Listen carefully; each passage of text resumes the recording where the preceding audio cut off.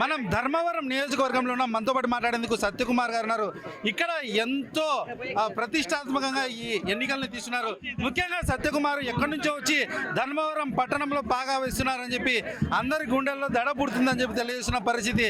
అసలు సత్యకుమార్ నేపథ్యం ఏంటి, ఆయన ఏ విధంగా ముందుకు వెళ్తారు, ఆయన ప్రణాళిక ఏంటి అని ఆయన మాటల్లోనే ఉందాం. సార్ చెప్పండి సార్, ముఖ్యంగా మీకు ప్రజల నుంచి ఎలాంటి ఆదరణ ఉంది, మీరు ఏ విధంగా ముందుకు వెళ్తారు? అపూర్వ స్పందన లభిస్తుంది. మీరు అందరూ చూస్తున్నారు, ఎక్కడ చూసినా కూడా ప్రజలు ఎంతో ప్రేమ ఆదరాభిమానాలు పలుకుతున్నారు. ప్రతి ఇంటి ముందు హారతి లేదా దండలు సమర్పించడం జరుగుతుంది. ప్రతి ఒక్కరు ఇళ్లలోకి పిలిచి ఒక బిడ్డలాగా వాళ్ళ సోదరులాగా చూస్తున్నారు.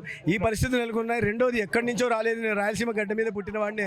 ఇక్కడ ఎమ్మెల్యే కూడా పక్క నియోజకవర్గం నుంచి వచ్చాడు, నేను పక్క నియోజకవర్గం నుంచి వచ్చాను. కాబట్టి అది కాదు, నేను అభివృద్ధి గురించి మాట్లాడుతున్నా. కేంద్రం నుంచి రాష్ట్రం నుంచి నిధులు తీసుకొచ్చి అభివృద్ధి పనులు చేయగలిగే సత్తా, సామర్థ్యం, తపన, అవకాశం కూడా నాకుందని నేను చెప్తున్నా. నేను అభివృద్ధి మీద చర్చ చేస్తుంటే ఈ పనులు చేసి చూపిస్తానంటే వ్యక్తిగత దృశ్యంలో ఎమ్మెల్యేగా పడుతున్నాడు. 10 ఏళ్ళు ఆయన ఎమ్మెల్యేగా ఉండి ఈ ప్రాంతానికి చేసింది ఏం లేదు.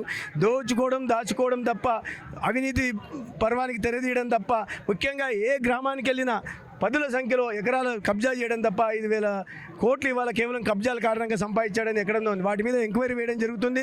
తర్వాత ఆ ఎంక్వైరీలు నిర్ధారణ చేసిన తర్వాత ఎమ్మెల్యేని జైలుకు పంపడం జరుగుతుంది. నా లక్ష్యం ఒకటే, ఇక్కడ ఉంటున్న భయానక వాతావరణం నుంచి శాంతియుత వాతావరణం నెలకొల్పడం. ధర్మవరం నియోజకవర్గ ప్రజలకు ఏం చెప్తారు? ధర్మవరాన్ని అభివృద్ధి చేసే బాధ్యత నాది అని చెప్తున్నాను. అభివృద్ధికి చిరునామా రాష్ట్రంలోనే ధర్మవరం అంటే అభివృద్ధికి చిరునామాగా. అదేవిధంగా వ్యాపార కేంద్రం, వ్యాపారంలో ఎటువంటి రాజకీయ జోక్యం ఉండదు. చేనేత రంగం మళ్ళీ పునర్వైభవం సాధించే దిశగా చర్యలు చేపడతాం. సమాజంలోని అన్ని వర్గాలకు ఆదుకునేలాగా వాల్మీకుల ఆశయసాధం కోసం కానీ, లేదా మాదిగల వర్గీకరణ విషయంలో కానీ, లేదా కురుబలకి బీసీ లోన్లు ఇప్పించడంలో కానీ, లేదా దళితులకు అండగా, ముఖ్యంగా మైనారిటీలకు అండగా నిలబడే ప్రయత్నం కూడా మళ్ళీ జగన్మోహన్ రెడ్డి ప్రభుత్వం రద్దు చేసిన 13 పథకాలను మళ్ళీ అందించడం. అదేవిధంగా నయీ మంజిల్, నయీ సవేరా, పడవ పరదేశ్, సీకోర్ కమావో లాంటి కేంద్ర ప్రభుత్వ పథకాలను కూడా ప్రవేశపెట్టి అందరికీ అమలయ్యేలాగా తెచ్చి వాళ్ళ జీవితాల్లో వెలుగులు నింపే ప్రయత్నం చేస్తాం. ప్రతి పొలానికి సాగునీరు, హంద్రీనివా విస్తరణ చేసి, అదేవిధంగా గోదావరి, కావేరి, పెన్నా ఈ అనుసంధానం ద్వారా 50 టీఎంసీలు రాయలసీమకు తీసుకురావడం ద్వారా ఆ నీటిని అనంతపూర్కి తరలించి సాగునీరు ఇవ్వడం. జలజీవన్ మిషన్ కింద ప్రతి ఇంటికి తాగునీరు ఇచ్చే కార్యక్రమం.